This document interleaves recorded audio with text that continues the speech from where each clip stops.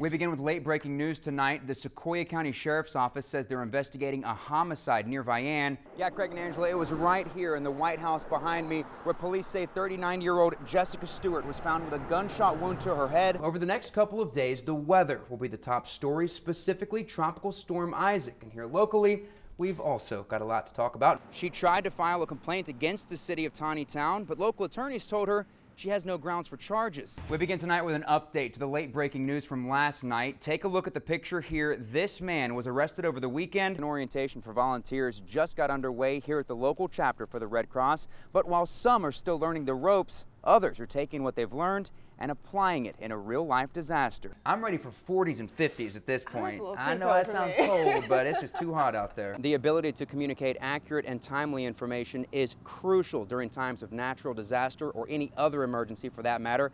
And this site, located right here at NWAC, makes it that much easier. Well, you could be saving 40% on your grocery bill, at least according to one lady.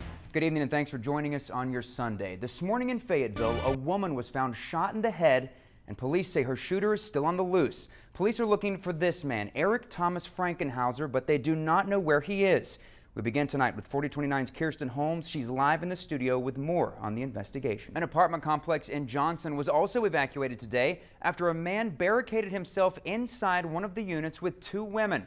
Officers say James Jim Jones held his girlfriend and one other woman hostage inside the apartment. Washington County Sheriff's deputies, the Springdale SWAT team, and Johnson police were all called out to the area.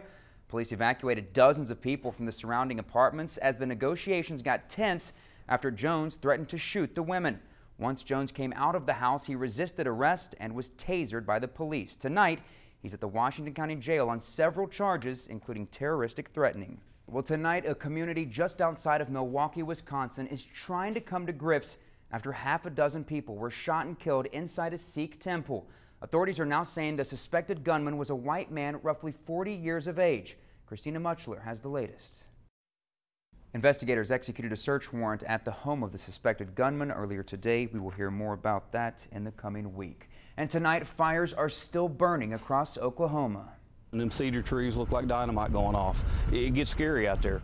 Here's what we know right now. Nearly 80,000 acres have burned across the Sooner State. The Oklahoma Forestry Department says since Friday, 18 wildfires have been reported. And right now, multiple crews are still on the scene of those fires, putting out the hot spots.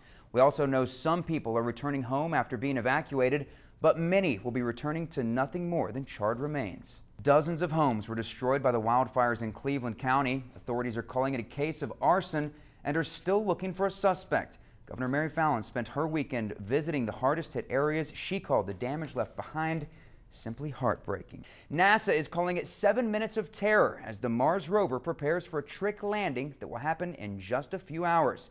If all goes as planned, the rover Curiosity will hit the Martian atmosphere at 13,000 miles per hour, then use its brakes and parachute to slow down. After that, the rover will lower itself into a massive crater, and NASA says there is no room for errors. If the landing fails, the agency could lose $2.5 billion.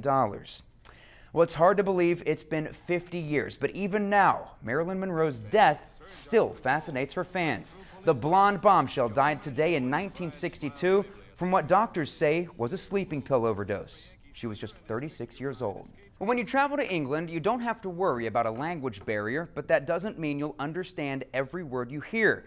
4029's Iaxa Diaz is in London learning how to talk like a Brit.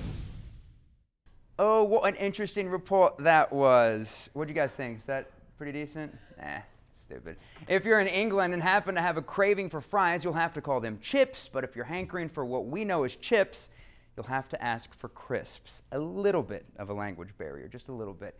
The U.S. Secretary of State was caught on camera today doing something we don't usually see her do. Go Hillary, go Hillary. That's Hillary Clinton showing off her dance moves during her tour of Malawi. Her visit to the country included a meeting with the president. Clinton will also meet with Nelson Mandela when she visits South Africa later this week. A new type of fitness routine is catching on in our area. It's a military-inspired workout regimen called CrossFit. Coming up next, 4029's Monica Limpert puts herself to the test, and we'll tell you why so many people swear it's the key to a happier and healthier life. We'll be right back. Yeah, Craig and Angela, it was right here in the White House behind me where police say 39-year-old Jessica Stewart was found with a gunshot wound to her head, laying in the front yard. The suspect, Frankenhauser, is believed to have lived next door in the other White House with the truck parked out front, but it was the lady living in the home behind me here who called police. The entire area was blocked off Sunday morning as SWAT teams searched for the suspect. Neighbors were told to stay inside and traffic was diverted around the neighborhood. But this is not an area that sees action like this very often. We spoke with one man who says he still can't believe this happened on his street. Coming up at 6, much more on this story, including Sergeant Craig Stout with the Fayetteville Police Department. We'll hear from him about the ongoing effort to locate Frankenhauser. Back to you. I spoke with people on both sides of the issue today. One of them, Washington County Sheriff Tim Helder, who speaks from the perspective of law enforcement and the challenges they face when dealing with drugs. I also spoke with 2 ladies who are very much in favor of legalizing medical marijuana. One of the ladies actually saying it saved her life. I was very sick with breast cancer. I was diagnosed with stage 3 lymphoma. 2 ladies with 2 very different stories, but both say they survived deadly illnesses with the help of medical marijuana. I couldn't eat, I couldn't keep anything down, and after I smoked it, I was better. I wanted to eat and I could keep food down, and I was on the road to being back to health, and now I'm 21 years in remission now. Would you go so far as to say that marijuana saved your life? Yes, I would, absolutely. There's no doubt in my mind. For Emily Williams, it was chemotherapy that caused the problems. Blinding headache, extreme pain, extreme nausea, basically incapacitated. She was given numerous medications, but nothing worked. Finally, a friend brought her some marijuana. Within 15 minutes of using it, all the nausea went away, the headache went away, the pain went away. But it is illegal, and some fear it would be abused if it's legalized. People saying that they're growing their own or getting their own for medicinal use when in fact they're importing it, exporting it, selling it for illegal use for people that aren't sick. I also spoke with Ryan Denham, who is spearheading the effort to get the issue put on the November ballot. We will hear from him and other people who feel very strongly about this issue in a special report on Sunday night at 10 o'clock. On Friday afternoon, 2-year-old Jonah Chronister was left in a car for more than 2 hours while his great-grandparents went inside a local Walmart to do some shopping. The temperature outside was roughly 100 degrees, and when they returned to the car, Jonah was dead. Reports suggest this was simply an accident, but the investigation continues and charges could be filed in the coming days. In the meantime, a funeral is being planned and Jonah's church family is helping out. There's nothing worse than seeing a small casket at a service. Very, very sad. And what we're doing is just taking a terrible situation and trying to make the best out of that. Reverend Gary Thomas says the tragic death of Jonah Chronister is taking its toll on everyone. There were a variety of emotions, as I'm sure there were for most people. I was very sad. I was devastated that we could not have perhaps done more for this child at an earlier time. This is the church nursery where the 2-year-old spent much of his time. Jonah was happy baby.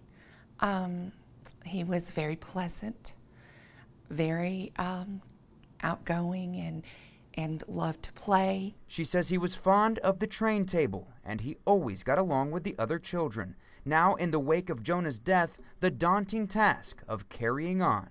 We just feel like our job, as it was to minister to Jonah when he was here, is to now minister to the family, to the children who are left behind, to his mother. And honestly, that's what we're trying to do, is to just share the love of Jesus as best we can, even in hard times. An account has been set up to help with funeral expenses, and church employees say it's the least they can do. A life cut short is a terrible, terrible waste. And this is a very sad, tragic situation, and we're just taking it from where it is and trying to help this family at this point. We will actually interact with the funeral process, the funeral home, and try to help provide a nice service as a last tribute to Jonah.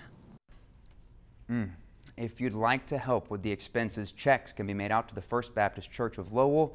and they ask that you put Jonah's name in the memo section. On every police show on television right now, you see them using new technology. Police departments in our area use similar technology, but that wasn't always the case. Only on 4029 News, we look at how technology is becoming more advanced and how Rogers Police are embracing the changes.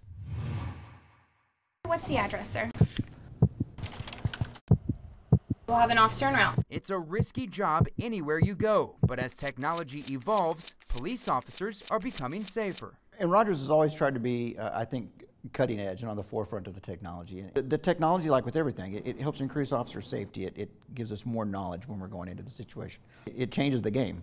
We're having to update our equipment both out of necessity and out of desire to make operations more fluid and more seamless. It all starts with the equipment. There are still shotguns in use, but this is much more accurate. This is an AR-15, similar to an M16, but shorter, which makes it easier to carry around. Even their belts and all the accessories have become lighter. Instead of everything being leather and brass snaps, there's a lot of copolymer parts and plastic that has reduced the weight and still serve the same function. The vehicles and everything in them have also changed over the years. This department recently switched to where we're purchasing Tahoes, and that's going to be what we're going to be using for the future, both out of need and desire. It's more comfortable for the officers, there's more room, it's a safer vehicle. And it's a smarter vehicle. This computer, which can be found in every unit, is the vital link between the officers and dispatch. All right, sir, we'll have an officer en route. Now that the officers have the mobile units in their vehicles, there's a lot of silent dispatch, so it's less radio traffic. Whenever we get a call, we dispatch a unit to it. It'll pop up in their mobile unit, and they can see the information. When I started, it was you had to have the map and really know the city. Well, now they can send those directions to you, or you can just pull it up on your computer. So whether it's the latest in high-tech gear, the radar uses a radio frequency, this uses a light, or the newest advances in mobile technology, if all the units have the AVL in their vehicles, it will show us where they are. it's keeping all of us safe. Technology changes the world. There's no telling what the next thing's going to be because we can't foresee what technology is going to do. It's hard to really tell how we're going to adapt to it, but I do know that we'll adapt and we'll turn it to our advantage and be able to serve the people better.